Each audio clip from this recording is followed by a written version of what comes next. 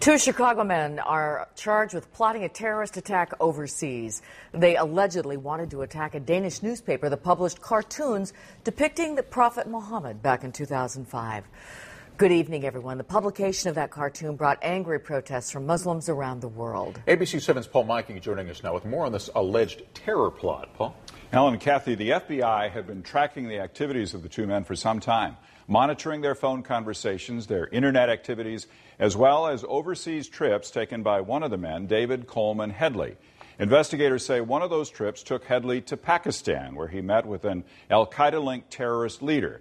The purpose was to recruit and ultimately carry out terrorist attacks, not in the U.S., but in Denmark.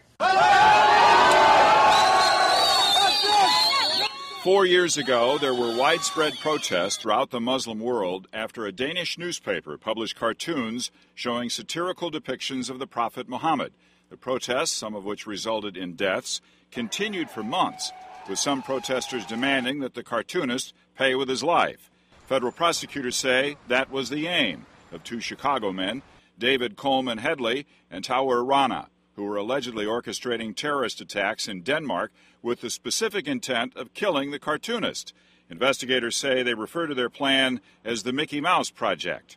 A year ago, Headley, whose given name is Daoud Gilani, expressed his disdain for the cartoons on an internet discussion site, saying, "Call me old-fashioned, but I feel disposed towards violence for the offending parties."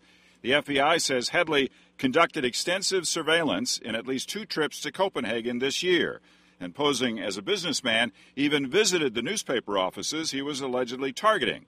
He was headed back there earlier this month when agents arrested him at O'Hare with Copenhagen street maps and detailed video recordings. Investigators say Rana, who lives in this home on the north side of Chicago, arranged for Headley's travels, both to Copenhagen and to Pakistan, where he allegedly met with high-ranking terrorist leaders.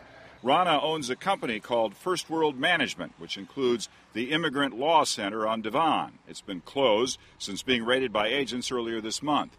Agents also raided a meat processing operation and farm owned by Rana and located in the small town of Kinsman, 50 miles southwest of Chicago. Both Rana and Headley are in custody in the Metropolitan Correctional Center.